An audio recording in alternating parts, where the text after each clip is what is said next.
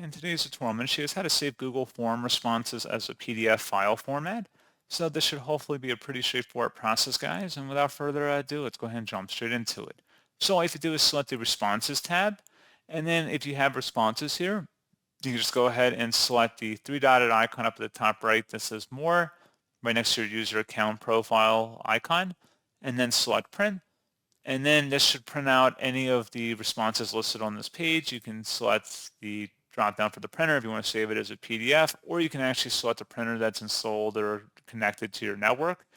And that's pretty much it. So pretty straightforward process on that, guys. And as always, thank you for watching. I do hope that was able to help you out, and I do look forward to catching you all in the next tutorial. Goodbye.